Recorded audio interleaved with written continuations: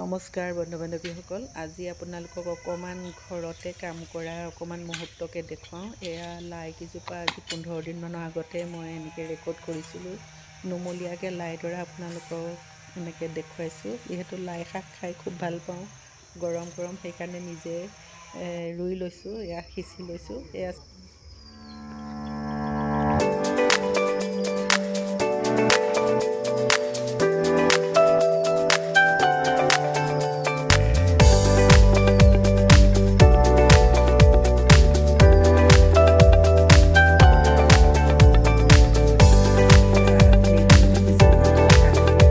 পকা নেমুবোৰ আচলতে এতিয়া ঠাণ্ডা দিনত আচলতে নেমুবোৰ খুব পকে আৰু পকি নেমুৰ তলবিলাক আচলতে ৰঙা হৈ থাকে। আৰু আমি এই নেমুবিলাক আচলতে সযতনে ৰাখিবলৈ যিহেতু আমি আচাৰ পদ্ধতিৰে আমি আচাৰ কৰিব লাগিব। এই কাজি নেমু আচাৰটো আপোনালোকে বনাই খাব, খুব এটা ধুনীয়া আচাৰ হয়। গতিকে মই এই পকা নেমু বহুখিনি আছিলে, গতিকে এই পকা নেমুখিনি মই আনি ভালকৈ ধুই বন্ধু বান্ধৱীসকল, যিহেতু আমি যিকোনো টেঙা জলফাই হওক আমেই হওক আমি সুন্দৰকৈ ধুই লৈ আমি আচাৰখিনি বনাব লাগে। এনেকৈ এখন পিহনাতে আচলতে ওপৰৰ বাকলিখিনি এনেকৈ এৰুৱালোঁ, টুকুৰা টুকুৰকৈ কাটি এয়া নিমখ হালধি সানি খুব ধুনীয়াকৈ ৰ'দত শুকুৱাই ল'লোঁ। আৰু যিমানে শুকুৱাই আচাৰটো খাবলৈ খুব কোমল হয়। যিহেতু এতিয়া চাওক আচাৰখিনি একদম কোমল হৈ পৰিছে।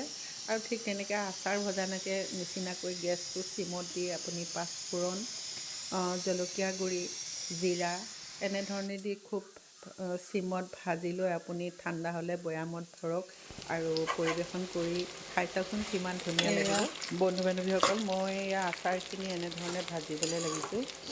আচলতে গেছটো খুব কম চিমত দি ল'ব লাগে গেছটো, আচলতে আচাৰখিনি যাতে জ্বলি নাযায়। অলপ খুব সোনকালে লৰাই থাকিব লাগে। আৰু যিহেতু নিমখ আৰু হালধি দি শুকাওঁতেই আচাৰটো কোমলেই হৈছে, তথাপিতো চিমত দি আপুনি আচাৰখিনি ভাজিলে আচাৰখিনি ভাল হয়। এয়া মই আচাৰখিনিত এভৰিডে জিৰা গুড়ি ব্যৱহাৰ কৰিছোঁ আৰু এভৰিডে চিলি এইটো ব্যৱহাৰ কৰিছোঁ। আৰু কেইটামান শুকান জলকীয়া আচলতে তেলত পাঁচফোৰণৰ লগত মই মিলাই দিছোঁ। যিহেতু কেতিয়াবা পাঁচফোৰণত দিয়া জলকীয়াটো আচলতে আচাৰৰ লগত খাবলৈ পালেও আচলতে খুব টেষ্ট লাগে, ভাল লাগে। সেয়েহে মই বৰ বেছি মছলা ব্যৱহাৰ কৰা নাই। এয়া চাওক আচাৰখিনি ধুনীয়াকৈ হ'বলৈ লৈছে। খুব সুন্দৰ আপোনালোকে নেমু আচাৰ বনাই খাব, খুব ভাল, পেটৰ কাৰণেও ভাল আৰু তাৰ চেণ্টটো খুব ধুনীয়া হয়। এয়া চাওক, গতিকে নেমু আচাৰৰ যদি ভিডিঅ'টো ভাল পায় লাইক শ্বেয়াৰ কমেণ্ট কৰিব, ছাবস্ক্ৰাইব কৰিবলৈ নাপাহৰিব। আজিৰ দিনটো অকল মই ঘৰৰ কামতে ব্যস্ত, চাই ল'ব ভিডিঅ'টো স্কিপ নকৰাকৈ শেষলৈকে। এয়া আচাৰ তৈয়াৰ হৈ গ'ল। এয়া আমি মৰণা মাৰি আছোঁ, যিহেতু ডাঙৰিবোৰ ভিতৰত থোৱা হ'ল, অকণমান নিওঁতে দিগদাৰ হৈছে, মেচিনত ধান মাৰি আছোঁ। আজিৰ দিনটো এই ধানতে ব্যস্ত। এনেধৰণে এয়া আমাৰ ধান কঢ়িয়া মানুহবোৰ, এয়া ধান কঢ়িয়া মানুহখিনি।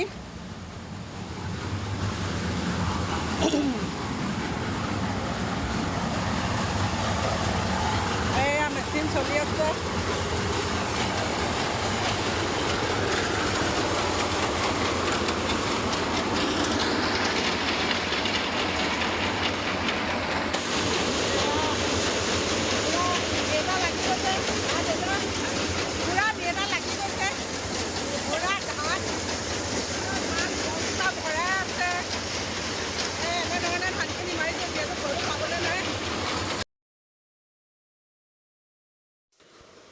এয়া বন্ধু বান্ধৱীসকল চাওক, মেচিনৰ ধানখিনি আচলতে সঁচাকৈ একদম জৰা ধানৰ নিচিনা হৈ গৈছে। খুব ভাল লাগিছে, বস্তাত ভৰাইও ভাল লাগিছে। যিহেতু খেতি কম, যিহেতু আধি দিয়া হয়, আধি মাটি ধান যিকেইটা পোৱা হৈছিলে, যিহেতু গৰু নাই আৰু চিন্তা কৰি আছিলোঁ, হঠাৎ মেচিনটো পোৱাত খুব ভাল লাগিছে। মেচিনৰ লগত সমানে ময়ো কাম কৰি গৈ আছোঁ। ল'ৰা ছোৱালী দুটাও আহি পাইছে, তেওঁলোককো লগাই দিছোঁ। ভাল লাগিছে। এনেধৰণে অকণমান কাম বন কৰিবলৈ পালে নিশ্চয় গাটো খুব ভাল লাগে। আৰু খেতিৰ লগত মই আচলতে জড়িত, খেতি কৰিও যথেষ্ট ভাল পাওঁ আৰু আজি বহু বছৰ খেতি তেনেধৰণে কৰিব পৰা নাই। চাওক কি ধুনীয়াকৈ ধানকেইটা ওলাই আছে মেচিনত, খুব ভাল লাগিছে, চাই যাব। বন্ধু বান্ধৱীসকল, ধান মাৰি হৈ গ'ল, খুব ঠাণ্ডা, বিচনাতে বহি লৈছোঁ আৰু কাইলৈ ৰাতিপুৱাতে খুৰাহঁতৰ ঘৰত শ্ৰাদ্ধ, যিহেতু বছৰেকীয়া শ্ৰাদ্ধলৈ যাব লাগিব। ধান মৰাৰ পিছত গা ধুলোঁ, খুব ঠাণ্ডা লাগিলে আৰু এনেধৰণে বহি আছোঁ। কাইলৈ ৰাতিপুৱাতে খুৰাহঁতৰ ঘৰলৈ যাম আৰু তাত পাওঁ কি সেইখিনিও আপোনালোকক দেখুৱাম। খুব কাম, এইকেইটা দিন অকণমান কামেই কৰি আছোঁ, চাই যাব।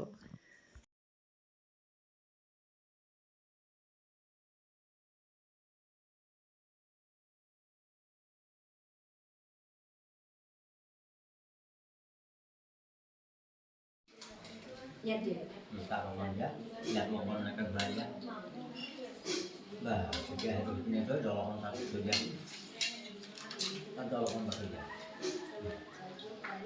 Oke, kalau tinggal pulang. প্রথমতে কোনটো পা খুলিছে এইটো পা এই গোটেইকেইটা কি বুলি এইকেইটা এই ভাত নালাগে এই পিণ্ড ভাত তুমি ইয়াত থবা দেই বা হাত পাত ধুবা সুবিধা মতে থবা তাত থবা তেতিয়া তোমাৰ হাত ধুবলৈ হ'ব তাৰপৰা ভোক সেয়া লগাই দিলোঁ নহয় প্ৰথমতে গোটেইকেইটা খুলি লওঁ নেকি খুলি লওঁ গোটেইকেইটা খুলি আহিবা খুলিলেও নবেদিও এভাগ পিণ্ড এভাগ সপ্তম মাতিব অষ্টম ষান্মাসিক নবম মাতিব মহানব ষান্মাসিক একাদশ মাতিব দ্বাদশ ষান্মাসিক দ্বৈদশ মাতিব 13 মাহৰ পিণ্ড ত্ৰয়োদশ মাতিব শ্ৰাদ্ধাদি বিদ্বান ভাগৱত সুবৰ্ণ দধি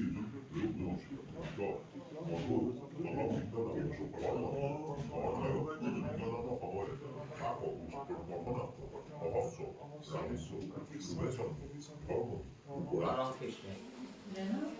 জল অকমান দি দিয়া